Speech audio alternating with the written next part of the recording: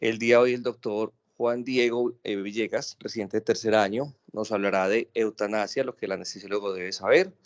Agradecemos también la asesoría de las doctoras Clara Cosio y Estela Navarro para este tema. Juan Diego, adelante. Bueno, muy buenos días. Como el doctor está diciendo, mi nombre es Juan Diego, yo soy residente de tercer año de la universidad y para esta charla tuve la suerte de tener como asesoras tanto a la doctora Estela Navarro y a la doctora Clara Cosio, ambas médicas que tienen magíster en bioética y que estoy seguro pueden aportarnos mucho para este tema. Doctoras, muchas gracias por conectarse y por la asesoría en la charla. Bueno. El día de hoy vamos a hablar sobre estos temas. Empezaremos con una presentación de un caso clínico real, después hablaremos sobre cómo es el marco legal en Colombia, algo sobre la epidemiología de la eutanasia en nuestro país, cómo es el protocolo en Colombia, el impacto para el personal asistencial y finalmente terminaremos hablando de cuál es el rol del anestesiólogo. Empecemos entonces con la presentación del caso. Primero quiero hacer una aclaración y es que la siguiente información del caso es real y fue suministrada previa autorización del paciente y solicitud explícita de que su caso y su información sean usados con fines educativos y de difusión del derecho a muerte digna a través de la eutanasia. Por confidencialidad se ha cambiado el nombre del paciente. Esta es la línea del tiempo que empieza con una consulta de psiquiatría particular del paciente. Entonces llega a nuestro paciente Marco, un paciente de 67 años, su antecedente que vive en Medellín, es viudo, sin hijos, artista y vive solo. Él consulta remitido de psicología particular a consulta externa de psiquiatría y consulta porque él tiene deseos de saber cómo funciona el derecho a muerte digna en Colombia y quería saber si era una opción para él, mas no tenía todavía una decisión tomada. La primera consulta de psiquiatría, la psiquiatra dice que se trata de un paciente con un duelo por pérdida de su esposo hace 2 años. Desde entonces ha tenido pérdida del sentido de la vida, ha recibido manejo para depresión y ansiedad y ahora se encuentra sin síntomas ansiosos ni psicóticos. Predominan pensamientos de muerte que no están asociados necesariamente a la psicopatología, pero que coinciden con la cosmovisión que el paciente ha tenido a lo largo de su vida. La psiquiatra entonces hace un ejercicio de información y educación en derechos relacionados con la muerte. El paciente continúa yendo a la psiquiatra hasta que finalmente toma una decisión e inicia un proceso mediante la EPS. Luego, más o menos de 5 consultas de seguimiento, el paciente sigue con un trastorno de ansiedad y depresión y un trastorno por duelo persistente con capacidad de toma de decisiones conservada frente al deseo de anticipar su muerte a través de una eutanasia y para quien no existía ningún tipo de alternativa de tratamiento razonable. Él decía que su percepción del sufrimiento era completamente intolerable a pesar de que estuviera adherente a todos los medicamentos, a los psicoterapéuticos, y que la única alternativa para aliviar su sufrimiento para él era la muerte, razón por la cual solicita la eutanasia. Sigue entonces la valoración por el médico general de la EPS y la remisión al Comité de Derecho a Muerte Digna. El médico de su EPS, y acá quiero hacer una aclaración importante, y es que el proceso para la solicitud de una eutanasia no es precisamente con la EPS, sino que se puede iniciar en cualquier momento en cualquier centro de atención en salud, pero en este caso preciso fue a través de un médico de su red de EPS. Este médico le llega toda la remisión de psiquiatría y hace una remisión nuevamente a la psiquiatría de EPS e inicia, digamos, el proceso de verificaciones por parte del Comité de Derecho a Muerte Digna. El comité en este caso estaba formado por un psiquiatra, que fue la que evaluó la capacidad y el sufrimiento del paciente, otro especialista en la patología del paciente, que en este caso también se trata de un psiquiatra, y un abogado. Después de un tiempo, el comité da una respuesta positiva al paciente y le piden el favor de que fije la fecha para su procedimiento. El paciente toma la decisión y reitera su decisión de hacerse la eutanasia y llega el día de la eutanasia. Ese día el paciente llega al hospital, entra por el servicio de urgencias, lo suben a una habitación donde lo encuentran con las enfermeras y las enfermeras del piso le dicen que casi que de forma misteriosa, como usted viene para el procedimiento, mostrando pues que la verdad la palabra eutanasia todavía genera algo de tabú. Los acompañantes cuentan incluso que mientras se encontraban en el recorrido hacia la habitación, el personal que los rodeaba como que cuchilleaban o los miraban con impresión. Una vez en la habitación, entran y salen un auxiliar de enfermería y una enfermera para canalizar la vena y verificar algunos aspectos, y se quedan esperando mucho tiempo hasta que por fin llega el especialista encargado del procedimiento. ¿Cómo acaba la historia? Llega el especialista y vuelve y hace una historia clínica del paciente, le pregunta qué tiene, le pregunta sobre su decisión, que por qué, que si está seguro, entre otras cosas. Y como veremos más adelante, el rol del que hace el procedimiento no debería ser reinterrogar, ni cuestionar, ni reverificar las cosas en este punto. El especialista posteriormente confirma el consentimiento del paciente, confirma el aval del comité y solicita la preparación de los medicamentos por la jefe de enfermería. Posteriormente, le pide a la jefe de enfermería de forma verbal que haga la administración de los medicamentos uno por uno, más no administrar los medicamentos directamente, sino que pide que lo administre la enfermera de forma verbal.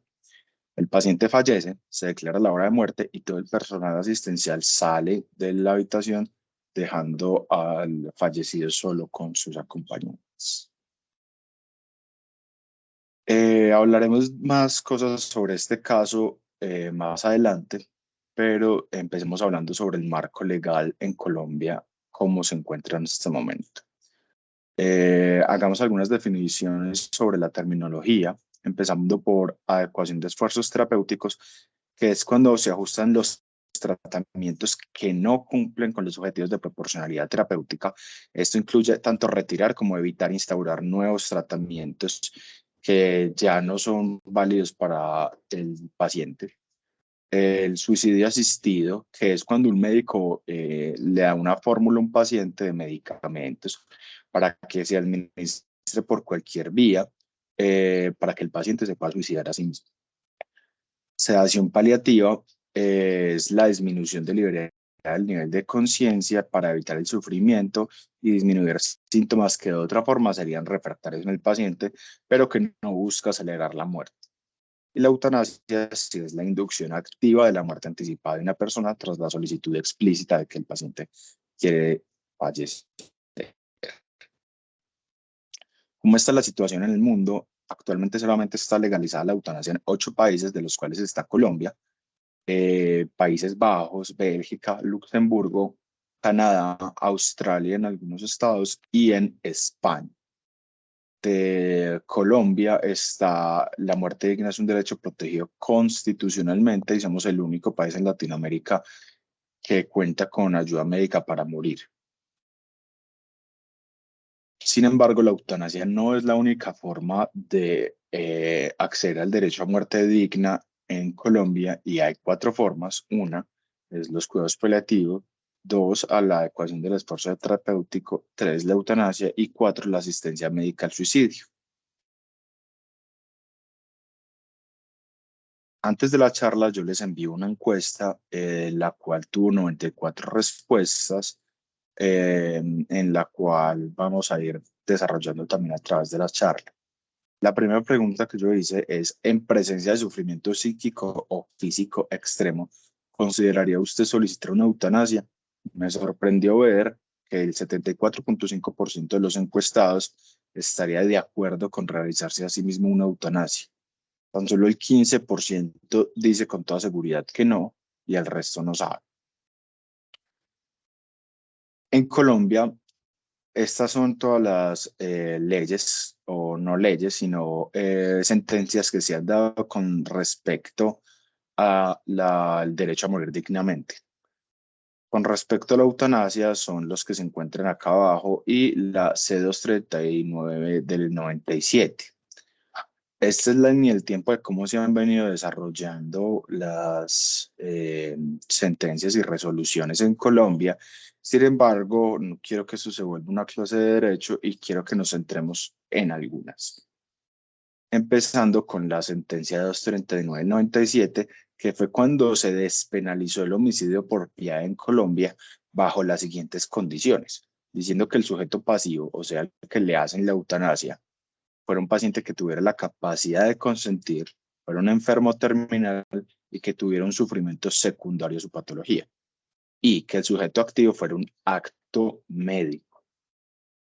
17 años se pasaron hasta que realmente la Corte se volvió a pronunciar sobre el tema, hasta la sentencia T970 del 2014, en la que se ratificó nuevamente en todas las condiciones para la despenalización del homicidio por piedad en Colombia, y también pasa de ser una despenalización a ser un acto asistencial. Y esto es muy importante porque lo vuelven casi que un procedimiento para nosotros en medicina. También esta sentencia llegó a hablar sobre lo referente al Comité Científico para el Derecho a Morir con Dignidad, que decían que debía estar conformado por 3 personas: un abogado, un psiquiatra, un psicólogo que aseguraran si el paciente estaba sufriendo y si tenía oportunidad de decisión, y un especialista en la patología del paciente. Esta sentencia posteriormente fue derogada por la C233 del 2021, que ya vamos a ver. Después a la resolución 979 del 2021, que habla de cómo tenía que ser todo el proceso de recepción, trámite y reporte de las solicitudes de eutanasias, más no el procedimiento en sí. En esta hablan de muchas cosas, pero lo principal es que dicen que todos los médicos, y acá incluyen los anestesiólogos, somos susceptibles a recibir y procesar solicitudes de eutanasia. Se clarifican las valoraciones para analizar y solicitud y llegar a una respuesta por parte de los comités, es decir, dicen qué es lo que tiene que evaluar un comité, y dicen que la objeción de conciencia solamente va a aplicar para el que va a llevar a cabo el procedimiento, más no para el resto de los actores. Terminamos con la sentencia 233 del 2021, que lo adicional de esta sentencia es que ya dice que no está para enfermos terminales, sino que el sujeto pasivo, además de consentir y de tener un sufrimiento físico o psíquico proveniente de su enfermedad, no tiene que ser simplemente una enfermedad terminal que acá ponen como una condición clínica de fin de vida, sino que dicen que puede ser una lesión corporal o una enfermedad grave e incurable, como por ejemplo la que tenía nuestro paciente en el caso. Y aclaran nuevamente que debe ser un sujeto activo el que hace la intervención médica, debe ser un médico y no un enfermero, no un auxiliar de enfermería, no otro personal de la salud, sino un médico. Y en el caso clínico que les traje, el hecho de que el que haya administrado los medicamentos haya sido una enfermera y no un médico, podría hacer que ese caso fuera considerado como un homicidio y no una eutanasia a los ojos de la norma. Es decir, sería un delito y podría ser penalizado incluso con cárcel. Tengan este punto muy claro, porque si en algún momento les toca hacer esto, debemos ser nosotros los médicos los que hagamos el procedimiento, o sea, administremos los medicamentos y no cualquier otra persona. En Colombia específicamente, hemos visto cómo se han realizado 322 procedimientos hasta el 31 de octubre del 2022, y cómo se ha multiplicado en los últimos 8 años casi que por 24 veces el número de procedimientos, y se estima que van a seguir aumentando a medida que la gente acceda más al derecho a morir con dignidad. Estos datos que les pongo acá no son oficiales y van solamente hasta octubre del 2022 y no incluyen tampoco procedimientos que se han hecho por fuera de entidades hospitalarias y en el contexto privado. La mayoría de esos casos se están realizando en Antioquia. El 50.6% de esos casos hasta ese momento fueron realizados en nuestro departamento. Eh, y ya quiero que sigamos entonces hablando de cómo es el protocolo de atención en nuestro país, que fue publicado en el 2015 y han habido algunas modificaciones hechas por algunas resoluciones, pero voy a hacer claridad sobre esto. Con respecto a la recepción de la solicitud, ya dejé muy claro que esta puede ser hecha por cualquier médico sin importar la especialidad. Este médico que hace la recepción de la solicitud debe asegurar primero que la solicitud sea voluntaria, que nadie lo esté obligando, que sea informada y que esté completamente seguro de hacerlo. Después, lo que nosotros debemos hacer es registrar en la historia clínica lo que el paciente expresa desde el momento que el paciente hace la solicitud y reportar esta solicitud ante el ministerio dentro de las primeras 24 horas después de que el paciente hace la solicitud explícita. Hay varias rutas para hacerlo, una de las cuales es mediante la página de internet del ministerio. Sin embargo, cada institución tiene su ruta por la cual nos tenemos que informar, depende de dónde estemos trabajando. Y luego se deben hacer las valoraciones adecuadas. Nosotros debemos solicitar esto, como la activación del Comité de Derecho a Muerte Digna, solicitar la valoración por un especialista en el diagnóstico del paciente, un especialista en cuidados paliativos y un especialista en psicología o psiquiatría. En este punto, vuelvo y hago énfasis, el anestesiólogo tiene un papel muy importante. Con respecto a la revisión de la solicitud, el comité tiene 10 días calendario para dar respuesta posterior a que le informan y debe revisar que el paciente cumpla con los siguientes requisitos. Uno es que cumpla con una lesión corporal, una enfermedad grave o incurable o condiciones clínicas de fin de vida que le estén causando un sufrimiento que el paciente considere es incompatible con su vida, que el paciente tenga una capacidad de competencia mental, que tenga existencias de alternativas razonables para el tratamiento, que tenga una recepción de cuidados paliativos y que persista con una solicitud explícita. Como vemos, nuestro paciente del caso cumplía con todos estos requisitos. Posteriormente, el comité le debe dar respuesta al paciente, el cual, en caso de que sea la respuesta positiva, tiene 15 días calendarios para programar la eutanasia. Es decir, para decir cuándo se la quiere hacer. No es que tenga que ser en esos 15 días, sino que tiene 15 días para decir, yo quiero que me la hagan en tal fecha mientras organizo mis cosas. Y en caso de que la respuesta sea negativa, el paciente puede solicitar una segunda valoración por otro comité. Para la realización del procedimiento, quiero que respondamos estas tres cosas: quién, cómo y dónde.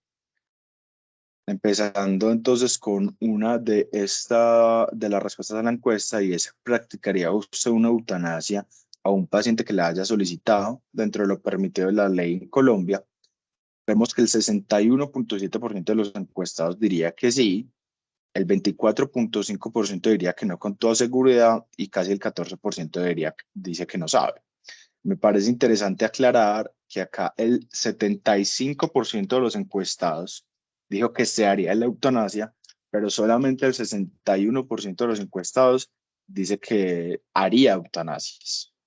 Entre los que dicen que no, el 50% dijo que se trataba de un conflicto religioso. Esto no era excluyente la respuesta. El 66% dijo que se trataba de un conflicto moral y otros pues decían que era 25.2% de razones. ¿Quién debe entonces realizar el procedimiento? Según el protocolo del 2015, ellos dicen que tiene que ser un equipo multidisciplinario que incluya un médico especialista, pero según el marco legal dice que cualquier médico. Acá obviamente el anestesiólogo juega un papel muy importante. Entonces ya tenemos dos papeles, como receptores de la solicitud y también como los que realizamos el procedimiento. En el contexto mundial, a nivel extrahospitalario, lo que los hacen principalmente son médicos familiares, médicos generales o médicos de instituciones de cuidado crónico, y a nivel intrahospitalario son muchos tipos de especialistas pero principalmente describen anestesiólogos y médicos internistas. Y acá es la siguiente pregunta que yo les hago y es, ¿debería restringirse la eutanasia al personal anestesiólogo o debería permanecer de acuerdo a lo que establece la norma que dice básicamente cualquier médico general y sin importar la especialidad? En la encuesta, nada más el 15% dice que debería restringirse solo al médico anestesiólogo y casi el 60% dice que debería estar circunscrito a ciertas especialidades, más no todas. Solamente el 18% dice que debería continuar como dice la norma. Y acá quiero decir algo, y es que una de las razones de por qué se hizo así es para disminuir las barreras en la atención. Si nosotros lo circunscribimos solamente a anestesiología o muy pocas especialidades, puede que se haga más difícil el acceso al derecho a morir con dignidad por parte de los pacientes. En cambio, si se hace como por cualquier médico, que ya sería mucho más fácil acceder. Sin embargo, este estudio que les traigo acá, que es un estudio publicado en el New England Journal of Medicine del año 2000, muestra las complicaciones relacionadas con la realización de eutanasia y suicidio asistido y los divide en problemas técnicos, complicaciones clínicas o problemas para completar el procedimiento. Dice que eran más frecuentes las complicaciones cuando los hacía un médico general en comparación a cuando el procedimiento de eutanasia lo hacía un especialista. Manu, ¿tienes la cámara prendida? Bueno, ya vamos a hablar de qué se tratan esas complicaciones específicamente, pero acá quiero hacer una pausa y decir cómo es la ruta de la objeción de conciencia en nuestro país, debido a que casi un 30% de los encuestados, por lo menos para esta charla, no están de acuerdo con hacer una eutanasia y deben conocer cuál es, digamos, la ruta para, para hacer la objeción de conciencia. Y lo primero que quiero definir es qué es la objeción de conciencia. Y es un derecho que tenemos todos los médicos que permite abstenerse de realizar actos que de otra forma estarían obligados por la ley. Listo, entonces es un privilegio que tenemos nosotros como médicos. No lo tienen las enfermeras, no lo tienen los auxiliares, no lo tienen los terapeutas, lo tenemos nosotros los médicos. Lo primero que tenemos que hacer nosotros es identificar nuestro rol. ¿Somos una persona o una institución? Porque las instituciones no tienen objeción de conciencia, lo tienen las personas. Y segundo, ¿somos los practicantes del procedimiento o no? Porque solamente los practicantes del procedimiento son los que pueden hacer la objeción de conciencia y el resto de los actores no pueden. En segundo lugar, deben comunicarse con su coordinador o jefe y conocer cuál es la ruta en la institución. Debemos ver cuáles son nuestras convicciones morales debido a que una objeción de conciencia es estar diciendo que el acto al cual estoy objetando es un acto que estaría atentando contra nuestra integridad moral. Debemos considerar cómo a pesar de que yo haga la objeción de conciencia, se le está garantizando el derecho al paciente de acceder en este caso, al derecho a morir con dignidad y se debe formalizar por escrito nuestra objeción de conciencia y dejarlo pues ya sea a talento humano o a nuestro jefe o etcétera para que esto quede pues justificado. Una aclaración muy importante que quiero hacer es que lo que escribe en la norma es que la objeción de conciencia debe ser hecha antes de las solicitudes de eutanasia. Es decir, antes de que a mí me llegue el paciente que solicitó la eutanasia, yo ya debo haber escrito mi objeción de conciencia y ya debe haber estado formalizada. Eh, y no debe ser como en el momento en el que me dijeron, mañana te toca hacer 2 eutanasias y uno decir en ese momento, no, no, no, yo soy objetor de conciencia. Es decir, las personas que sean objetoras vayan pensando esto desde ya. ¿Dónde se debe hacer? El protocolo es muy claro en decir que básicamente es decisión del paciente si quiere que se haga en el contexto ambulatorio u hospitalario. Si se hace en el contexto hospitalario, debe ser una institución de segundo o tercer nivel que cuente con cuidados paliativos y que cuente con los recursos para hacer estos procedimientos. En el mundo se hace más o menos 50% extrahospitalario y 50% intrahospitalario. Y el cómo, bueno, pues la realización del procedimiento ha sido un tema de discusión porque la evidencia siempre ha sido calificada como muy baja. En el protocolo, incluso los que lo revisan dicen que falta mucha evidencia y que se basaron principalmente en protocolos, o sea, de opiniones de expertos de otros países como Holanda y Bélgica y la opinión de 9 anestesiólogos que fueron los que hicieron un consenso para saber cómo pues como las recomendaciones con respecto a la realización del procedimiento. De estos 9 anestesiólogos, 3 eran subespecialistas en cuidado paliativo, 3 anestesiólogos subespecialistas en cuidados intensivos y 3 eran anestesiólogos con una amplia experiencia en el manejo de pacientes crónicos. Ellos empiezan diciendo que uno debería preparar el doble de la dosis calculada que se va a utilizar y deberíamos garantizar un flujo adecuado de líquidos endovenosos y una monitoría básica. En el mundo lo hacen de forma similar. Por ejemplo, en Bélgica lo hacen con tiopental principalmente y queda a criterio del anestesiólogo si le quiere poner relajante muscular o midazolam. En Países Bajos, en Holanda, lo hacen con tiopental y relajante muscular en todos los casos. Y en Canadá lo hacen con midazolam, propofol y relajante muscular. Todas las guías desaconsejan el uso de opioides y benzodiazepinas solas, es decir, sin la administración de un barbitúrico y un relajante muscular. Uno sí puede poner fentanil y puede poner midazolam, pero siempre acompañado como mínimo de un relajante muscular y ojalá de un inductor, ya sea propofol o tiopental. La razón de esto es que la gente sobreestima mucho la letalidad de los opioides y los casos en los que los pacientes ya los habían dado como por fallecidos y vuelven y se paran y se sientan o vuelven y abren los ojos son los que utilizan opioides solos. El artículo que les trae las complicaciones, no hubo diferencias en la presentación de complicaciones en función al primer medicamento administrado, ya sea el barbitúrico, el opioide u otro, más sí hay complicaciones con respecto a la ruta de administración y con respecto a si solamente se aplicaron opioides o si entre los medicamentos incluyeron relajante muscular o barbitúricos, siendo mayores las complicaciones cuando no se administran ni relajantes ni barbitúricos. Entonces, ¿cuáles son las complicaciones relacionadas con la eutanasia? Pues realmente uno sí es capaz de terminar el procedimiento, es decir, el paciente sí termina falleciendo en la mayoría de los casos, pero es la forma en la que el paciente fallece. Recordemos, son pacientes que están buscando fallecer sin dolor, son pacientes que llevan sufriendo mucho y que si llegaron a pedir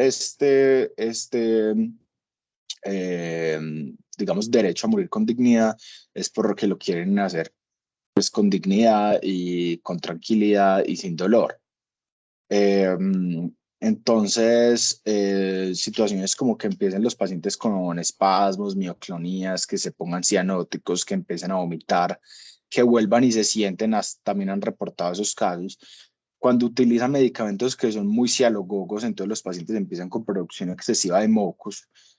También describen que les puede dar hipo, diaforesis, que los pacientes empiecen a agonizar con un jadeo extremo. También se ha visto que los pacientes pueden llegar a convulsionar y, pues, digamos, fallo en el procedimiento cuando el paciente vuelve y se despierta. Eso es muy común, se puede dar en el 5 al 8% de los casos. Y a pesar de que estamos pensando en el paciente en este momento, también tenemos que pensar en los familiares y en los acompañantes que les puede causar mucho desconfort ver que el paciente está convulsionando y que está sufriendo en sus últimos minutos de vida. Como les digo, estas complicaciones son más comunes cuando los medicamentos son distintos a los recomendados y por personal no especialista. El impacto para el personal asistencial con respecto a la eutanasia. De todos los encuestados, nada más 9 personas habían realizado eutanasias. Igual me parece que pues, logré coger un número importante de personas. Y ya vamos a ver esas 9 personas que han realizado eutanasias, qué es lo que piensan sobre este tema. Para esto les traigo entonces un artículo de una corte de Países Bajos que incluyó 245 médicos que han realizado eutanasias y a ellos se les hizo una encuesta después de realizar una eutanasia en la que le decían si ellos habían tenido sentimientos incómodos o sentimientos cómodos y podían reportar al mismo tiempo que tenían tanto sentimientos incómodos o cómodos, es decir, no eran excluyentes. Al mismo tiempo, el médico podía sentir como sentimientos buenos o sentimientos no tan buenos. En esa encuesta se dieron cuenta que el 66% de los encuestados decían que tenían sentimientos cómodos, principalmente de satisfacción posterior a la realización del procedimiento, pero al mismo tiempo, simultáneamente, el 80% decía que refería a sentimientos de malestar, ya sea sentimiento de una carga o de una gran responsabilidad o simplemente con un malestar emocional. E importante, quiero decir esto, el 62% de los médicos no buscaron apoyo posterior a estos sentimientos. Como factores de riesgo principales en este estudio encontraron la edad. Dijeron que los médicos entre 40 y 54 años tenían 2.18 veces más riesgo de presentar sentimientos incómodos a comparación de médicos más jóvenes. Y esto pues es un poco obvio, el número de procedimientos. Los que nunca habían realizado eutanasias o que solamente habían realizado una eutanasia en el último año tenían mayor riesgo de presentar sentimientos incómodos en comparación a esos que hacían eutanasias de forma mucho más regular. En la encuesta, a esos 9 anestesiólogos que han realizado procedimientos, yo les pregunté que si consideran que el acto de realizar una eutanasia había tenido un impacto negativo sobre su salud física y emocional, ya sea de forma transitoria o permanente. Y como vemos, el 88%, o sea, 8 de estos anestesiólogos dijeron que no había tenido ningún impacto, y uno de esos anestesiólogos sí había tenido un impacto para su salud física o emocional.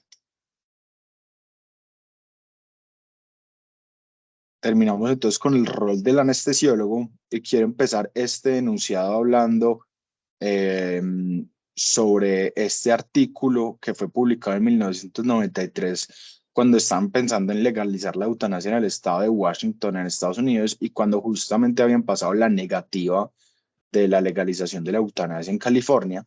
Finalmente la eutanasia no también fue negativa, pues la legalización en Washington, pero durante ese tiempo los anestesiólogos estuvieron pensando mucho y publicaron este artículo en Anesthesiology que se titula como Ayudar a los que están muriendo a morir, un nuevo deber para los anestesiólogos. Voy a leer textualmente algo extraído de este artículo y dice así. Si el suicidio asistido se vuelve legal, el anestesiólogo podrá ocupar un rol central como consultante o practicante de la eutanasia. Y debido a que el miedo al dolor incontrolable motiva el deseo de la eutanasia, el control del dolor, la provincia de la anestesia, se convertirá en la prioridad más alta en la agenda médica. Los anestesiólogos pueden jugar un rol preventivo, eliminando el deseo de la eutanasia al eliminar el dolor que motiva el tal deseo. Anestesiólogos también tendrán que decidir si desean convertirse en practicantes especialistas de la eutanasia, así como los obstetras tienen que formar su conciencia sobre el aborto. También los anestesiólogos tendrán que hacer una decisión consciente sobre la eutanasia. Quiero terminar esta charla hablando sobre el rol del anestesiólogo, finalmente cuál es, que como hemos visto a través de la charla, no es solo hacer el procedimiento de la eutanasia, sino que empieza desde la recepción de la solicitud. Todos los médicos, según lo establecido en la norma, somos susceptibles a recibir esta solicitud. Y cuando a nosotros nos llega un paciente a consulta preanestésica y el paciente dice como, no, yo realmente pues me estoy haciendo este procedimiento pues por mi familia, pero yo lo que quiero hacer es morirme, o estamos valorando un paciente en el preoperatorio o en un posoperatorio de una cirugía grande y nuestros pacientes nos dicen directamente como mi deseo es morir, nosotros deberíamos parar todo en ese momento y verificar cuáles son los sentimientos y cuáles son el deseo de ese paciente y no simplemente decir, no, eso es con el médico de su EPS o no, lo remito a psiquiatría y ya. Con eso no nos curamos en salud y no estaríamos haciendo lo correcto y podríamos entrar en conflicto con la norma. Entonces, sí o sí, tenemos que saber cuál es nuestra ruta y tenemos que saber que para esto no tenemos objeción de conciencia. Pero también tenemos un rol muy importante para, como para evitar la obstinación terapéutica. Somos intermediarios en un grupo interdisciplinario y debemos saber cuándo tenemos que sentarnos y decir, no, no se debería hacer estos procedimientos en estos pacientes. Yo creo que a todos como residentes y también como médicos nos ha tocado en algún momento de nuestra carrera ver pacientes que uno dice, qué necesidad, pues, porque este paciente de 90 años que tiene un SEA diseminado, que está sufriendo, le están haciendo una colonoscopia por ver, pues, o le están haciendo tal procedimiento literal como por ver. Nosotros como anestesiólogos a veces permitimos que eso suceda, a veces no hablamos con el cirujano y simplemente montamos al paciente. Y eso es porque yo me he dado cuenta que a través de los años también ha cambiado el rol del anestesiólogo como el que cancela todo, al que monta todo, y el que monta todo es un teso, y el que llega a cancelar cualquier cosita es por miedo, y es porque no es capaz. Pero hay situaciones en las que estos pacientes muy enfermos nosotros deberíamos evitar esa obstinación terapéutica y no volvernos un cómplice de la especialidad tratante. Como decía el artículo que acabo de citar, el rol del anestesiólogo también es un rol activo, evitando el dolor y cuidando del sufrimiento del paciente. Ellos en el artículo son un poco optimistas y dicen que nosotros incluso podríamos tener un rol preventivo de la eutanasia. Pues no sé, lo dejo a criterio de cada uno, pero lo que sí es que nosotros debemos hacer un dolor muy adecuado en el manejo pues, perioperatorio del paciente, evitando la conversión de dolores agudos a dolores crónicos que pudieran llegar incluso a hacer que un paciente desee la eutanasia. Y por último, pues no podemos decir que este no es nuestro rol, de hecho la mayoría lo piensa, y es que somos practicantes de la eutanasia. El protocolo de Colombia fue hecho por anestesiólogos y los medicamentos que usamos son los que más conocemos los anestesiólogos. Eh, Solamente para este rol como practicante de la eutanasia puede hacer objeción de conciencia, que como les dije, es un derecho y un privilegio que tenemos nosotros como médicos, pero que tenemos que pensar muy bien si lo vamos a hacer o si no. Esto era lo que les traía para el día de hoy. Yo al final de la charla, de la encuesta, perdón, les hice unas preguntas como si querían compartir algo. Eh, y estas son todas las respuestas que me dieron en ese momento. Yo creo que nos da tiempo, si quieren que leamos algunas de ellas. La gente, pues por lo menos los encuestados decían que morir en buenas condiciones es un derecho humano fundamental. Una persona dijo que se trata de un acto de amor. Otra persona dijo que asistir a una eutanasia como respeto por la autonomía del paciente sin duda es un acto médico que hace trascender el hecho que somos libres por elección. Sin duda debe darse la solemnidad y respeto que la decisión del paciente merece. Eutanasia sin docencia, sin necesidad de monitores o un staff de personal sanitario alrededor. El eje es el paciente, su decisión y sus deudos. El médico que tiene el rol de sujeto activo necesita espacios de reflexión periódicos, probablemente con otros no objetores para descargar emocionalmente un tema que a veces en su propio núcleo de trabajar no encuentra. Luego de tanta lucha, sufrimiento y resignación, tenemos la oportunidad de acompañar en el alivio a muchos pacientes. Solo necesitamos disposición y una mirada compasiva. Es una experiencia de ocasiones difícil, pero siempre muy gratificante. Me ha enseñado muchísimo sobre mi forma de ver la vida. esta persona dijo que me parece que aplicar la eutanasia a una persona que está sufriendo y que conscientemente quiere y pide el proceso es uno de los actos más humanos que puede hacer un médico. Hipócrates hace 2 milenios ya había dicho que el médico rara vez cura, algunas veces alivia, pero siempre acompaña. Creo que este sigue siendo perfectamente válido. La medicina moderna ha aumentado la expectativa de vida mucho más allá de lo que imaginó la gente en la antigüedad, y aún así no somos dioses. Los pacientes se nos siguen muriendo y lo seguirán haciendo, pero poder estar ahí para quitarle el dolor y el sufrimiento a un paciente y para acompañar a la familia que se queda triste es el mejor uso que uno puede darle el conocimiento que acumuló con su estudio y su experiencia. Es un privilegio acompañar a las personas en este proceso. Por otro lado, y ya para terminar, quisiera decir que el procedimiento médico realmente no tiene mucho misterio. En el fondo, es solo una anestesia general, muy profunda, donde no se asiste a la vía aérea ni a la respiración del paciente. En general, los pacientes ya están muy frágiles, que hacen el paro respiratorio con la aplicación del primer medicamento, el midazolam, según el protocolo del ministerio. Y cuando uno llega al propofol, muchos de ellos ya están en paro circulatorio. Lo que quiero decir es que técnicamente el procedimiento no tiene mayor misterio. No hay pierde. Lo que es difícil, lo que requiere mucha sensibilidad y años de experiencia es la conversación con el paciente y la familia. Como en muchas otras cosas, el problema son las habilidades no técnicas. En los detalles está el diablo. Allí radica la diferencia en una experiencia de final de vida apropiada o no. Les agradezco mucho a todos por, uno, despertarse hasta ahora para esta charla. Dos, las respuestas en la encuesta, me parece que muchas personas contestaron y se los agradezco mucho. Y nuevamente le agradezco mucho a la doctora Estela y a la doctora Clara Cosio por su asistencia y su asesoría en esta charla, y abro el micrófono para preguntas o para lo que quieran comentar.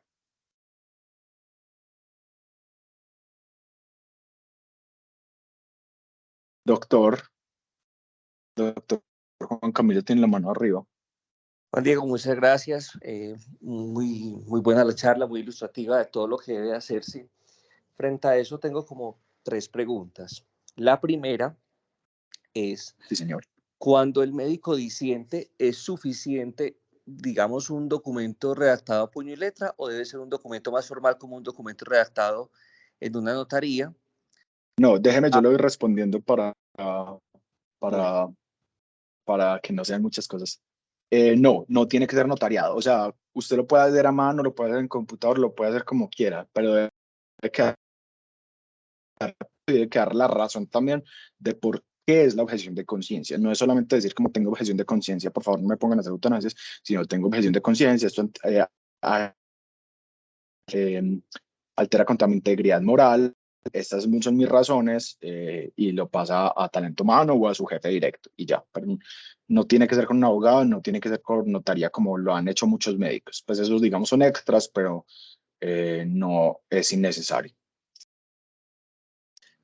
bueno, la segunda, y hablando de la última parte donde mencionabas un poco como el perfil del médico, si bien todo el personal es idóneo desde las habilidades técnicas para realizar pues el personal médico para realizar una eutanasia, eh, existe algún acompañamiento no solamente posterior a la realización de la eutanasia y apoyo, sino también como un análisis de si el médico es idóneo para realizar este procedimiento y será capaz de soportar esta carga psíquica después de realizarlo y no le genera, pues no generará en él alguna carga adicional, pesadumbre, remordimiento, desatar alguna descompensación de alguna enfermedad como depresión, en fin. Sí, sí, yo la verdad me hice esa misma pregunta, doctor, durante la charla, y por eso fue la encuesta y por eso también pues traje ese artículo que mostraba sobre el impacto sobre los anestesiólogos. Sin embargo, con los médicos y especialistas que hablé, del Pablo Tobón, de Incodol, que son lugares donde se hacen muchas eutanasias, me dijeron que no había como un proceso para la selección de los anestesiólogos que lo hacen, sino más bien como al que estuviera de turno y no tuviera objeción de conciencia. No sé si hay, digamos, lugares donde se hacen una selección debida del proceso para saber quién es el personal idóneo para hacerlo, pero hasta donde yo sé, es básicamente el que pueda y el que no tenga objeción de conciencia. La doctora Clara acaba de levantar la mano, no sé si ella tiene algo para aportar sobre el tema. Sí, Juan, ¿me están escuchando bien? Sí, Sí, señora. muy bien. Bueno, de pronto como para complementarle al doctor esa pregunta, en Países Bajos ha habido algunas cohortes en las que hacen seguimiento sobre cuál es el impacto en la salud mental para los médicos, no solo que hacen el procedimiento eutanásico, sino que acompañan a los pacientes a las solicitudes. Y los resultados han sido en general mixtos, pero la mayoría de los resultados apuntan a que la respuesta, como en términos de la salud mental, es neutra o es positiva. Positiva en términos de el reporte que hacen los médicos de es un proceso satisfactorio, pude crecer como persona, sentí que acompañé al paciente, pero ninguna de esas cohortes ha logrado demostrar que hay un impacto negativo en la salud mental en términos, por ejemplo, de la pregunta concreta de exacerbación de algún síntoma previo, de aparición de alguna enfermedad psiquiátrica como tal. Aquí en Colombia la experiencia que hemos tenido es que en general no solo hacen el procedimiento los anestesiólogos, sino que acá ha sido, digamos que, un porcentaje significativo de anestesiólogos, pero también lo hacen internistas, intensivistas, urgentólogos, paliativistas, psiquiatras. Eh, Esos han sido como los que acá, los que en Colombia hacen más el procedimiento. Y como nosotros tenemos dispuesta la ruta, se dieron cuenta de pronto por lo que presentó Juan Diego, no se le impone al médico que va a poner, que va a administrar el medicamento, es decir, el que va a hacer la eutanasia, sino que se coordina en la institución cuál es el equipo de médicos disponibles, que de entrada dice que no es objetor de conciencia y quiere participar en este proceso, y con ellos se acuerda que se haga el procedimiento. Entonces, digamos que tenemos como una experiencia diferente frente a otros países. Perfecto, Gracias, muchas. doctora.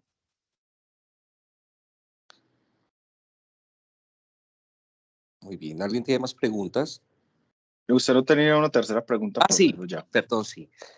La tercera pregunta yo creo que la doctora Clara también no la podría responder y, o la doctora Estela también, y es, eh, inicialmente, pues, o por lo que yo he visto, la eutanasia ha pasado de las patologías orgánicas a las patologías también psiquiátricas, y en algunos países se contempla también el hecho de que las personas, si en ausencia de enfermedad, ah, sienten que ya han cumplido como sus objetivos en la vida y no tienen ninguna otra razón para vivir. Eso también se vislumbra acá.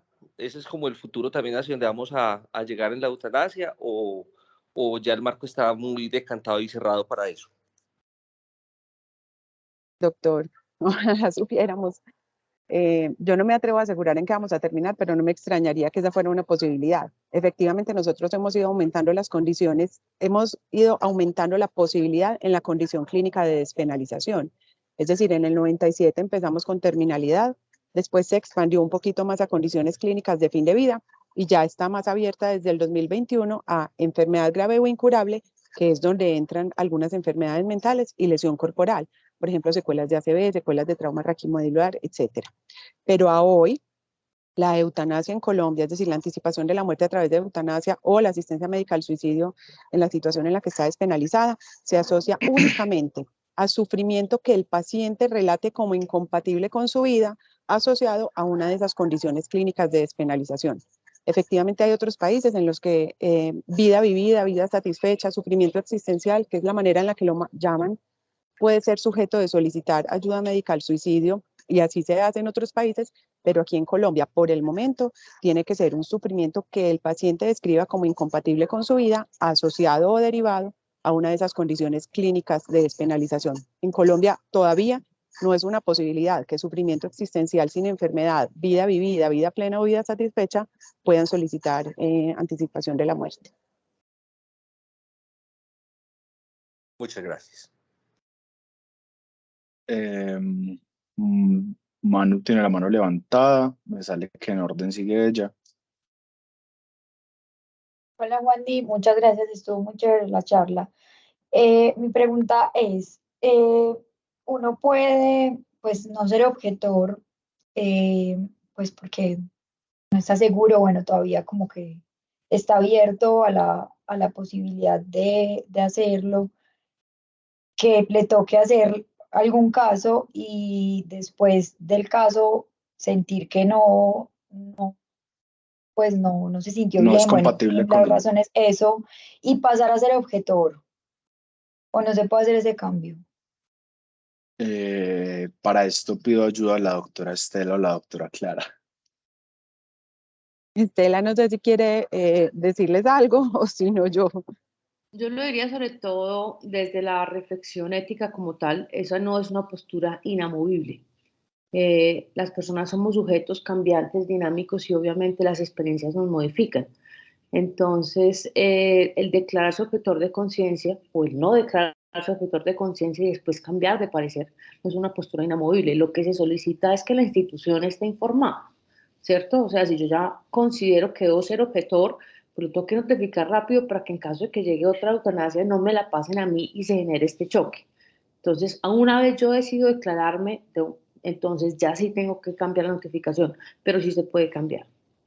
Muchas gracias. Y una cosita, si uno pues a veces hace como vínculos más fuertes con algunos pacientes, pacientes que uno pudo conocer en su evolución o pues incluso si es alguien conocido, que uno no es objetor, pero uno con ese paciente no se sentiría bien haciéndolo, ¿qué haría? Pues porque en teoría le tocaría hacerlo, si ese día es uno el que le toca, pero pues si uno de verdad no se sentiría bien haciéndolo para ese caso, ¿qué puede hacer?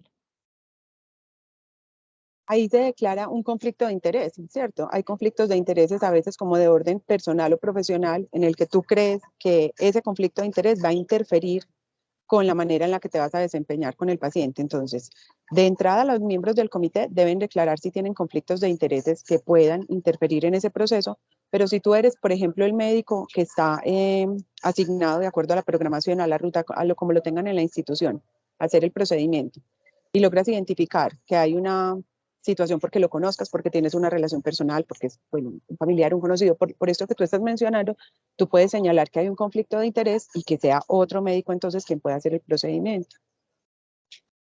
Muchas gracias. Sigue María Alejandra. Aleja, hola. Hola Juandi, muchas gracias por la presentación, me gustó mucho.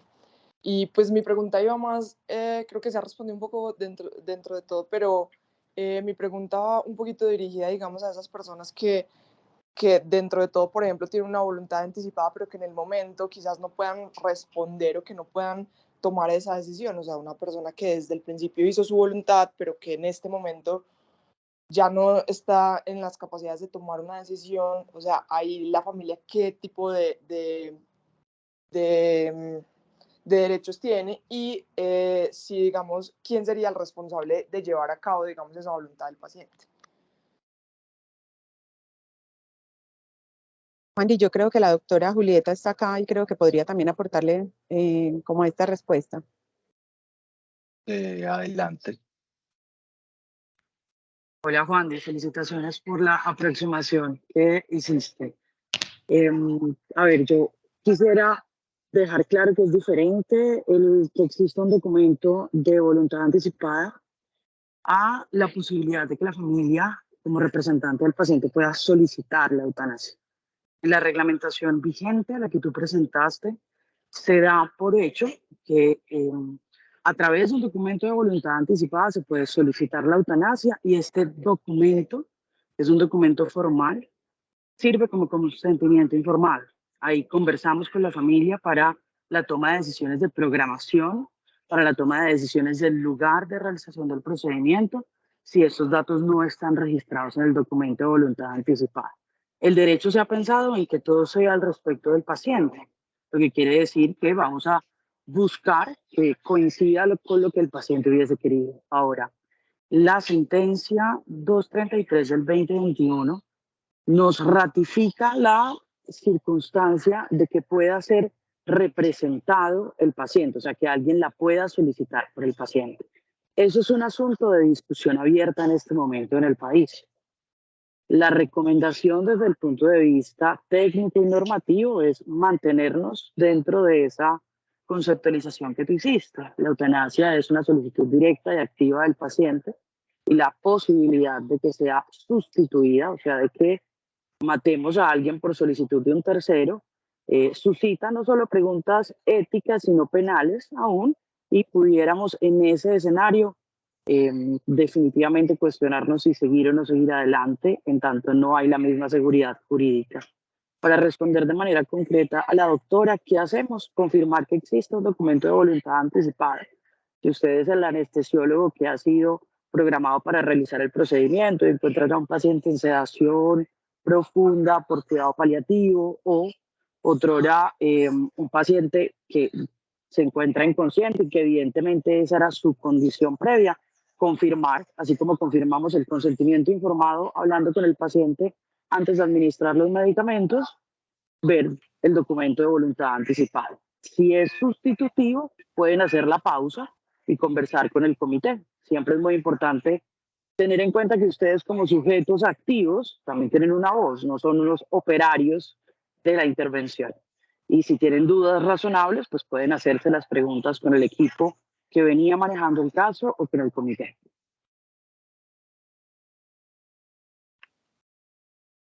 Muchas gracias.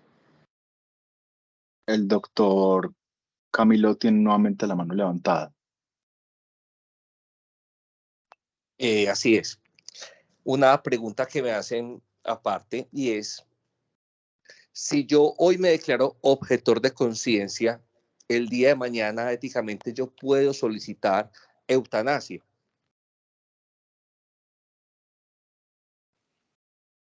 Sí, hola. Esto hay que aclararlo. La objeción de conciencia, estamos hablando del ejercicio médico. No estamos hablando, o sea, no estamos hablando de la persona en otras raules, sino estamos hablando de la persona que iría a administrar un medicamento que pone el fin a la vida.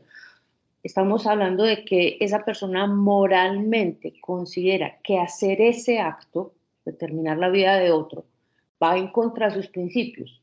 Pero eso no quiere decir de que esté en contra de sus principios aceptar ese acto o incluso solicitarlo. Yo creo que hay que diferenciar entre lo que es lo que genera el pensar esto va a terminar con la vida de alguien, a decir estoy en desacuerdo de pleno con todo el concepto de eutanasia. Entonces son dos cosas diferentes.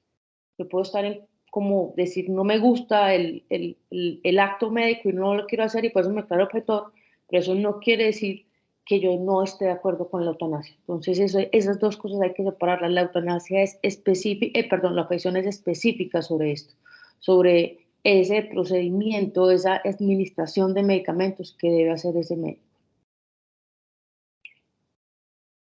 Gracias. Bueno,